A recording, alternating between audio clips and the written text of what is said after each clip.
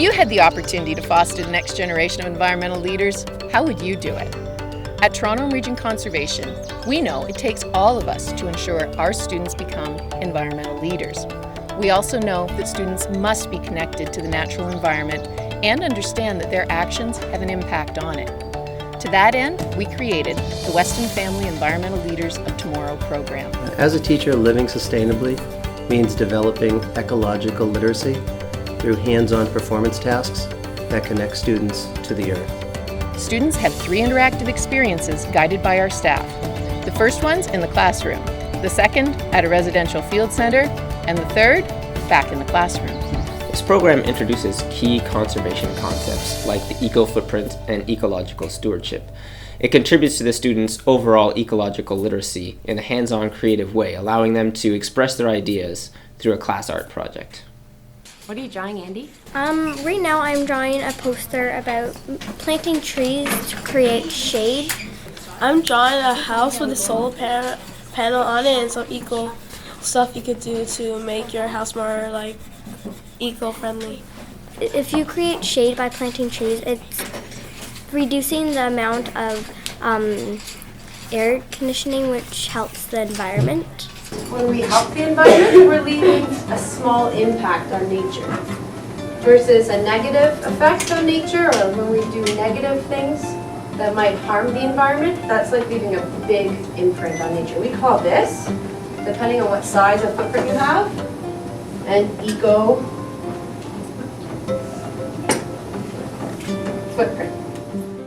The Watershed on Wheels pre-visit lesson is important to the success of the Weston Family Environmental Leaders of Tomorrow program because it gets the students to think about their relationship with nature and their dependence on it. Well, the big idea we try to impart to our kids is that our planet is a single ecosystem that includes us. Welcome to Lake St. George. Hope you have a good time. They're great. Better than my room.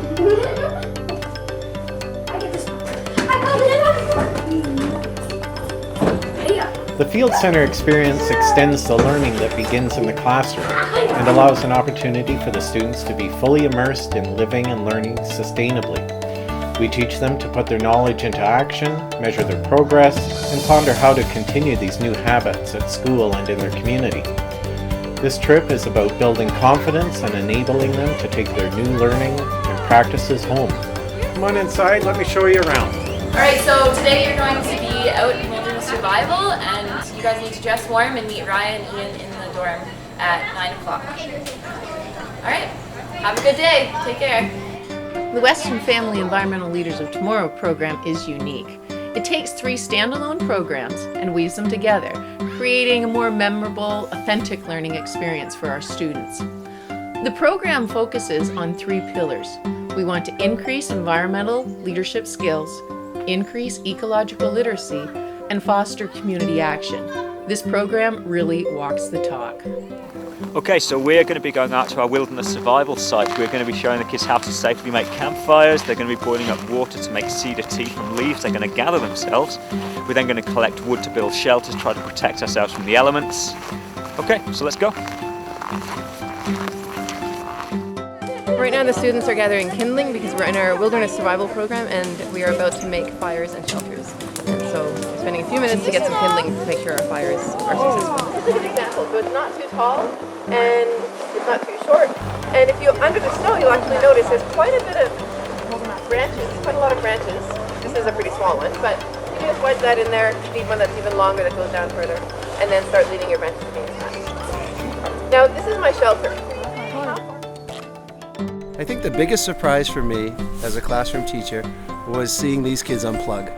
Not once did they ask for their cell phone or their laptop or their TV or their video game console, and that was refreshing. They were so engaged in the activities and they were reconnecting to nature that they didn't have time for all that other electronic stuff. And that's what we really wanted to do. We wanted to promote their ability to reconnect with their home, which is the earth. My proudest moment of this activity, this morning activity, was making the fire, the shelter, well, pretty much everything in the first activity. My favorite part was lighting up the fire, even because it was my first time doing it. Amazing. because it was just a fun experience, and everything we got to do, I probably wouldn't have done it without going on this trip.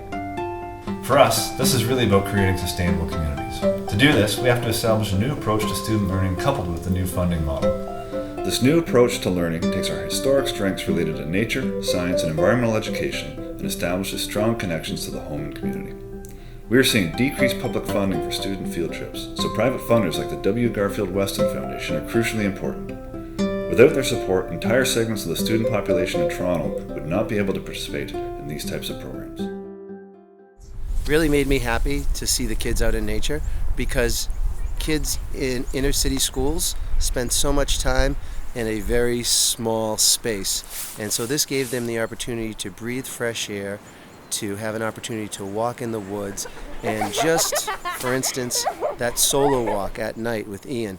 They learned so much about themselves when they had to walk that 1K by themselves at night that it was just really true awakening. They learned that they could do it and that they were safe, and so they had that self-reliance skill come out and that survival skill come out, and it was just terrific to watch them bloom here.